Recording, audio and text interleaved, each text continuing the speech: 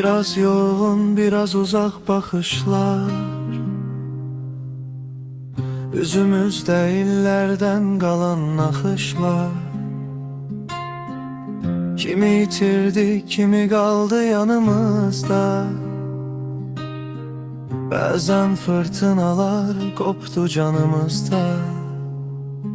Ama her yıkılış bir dersmiş, sen deme. Hayat bir sınavmış, gömlenme deme. Zaman akır, sakla desen de dayanmır. Giden günler bir de geri boylanmır.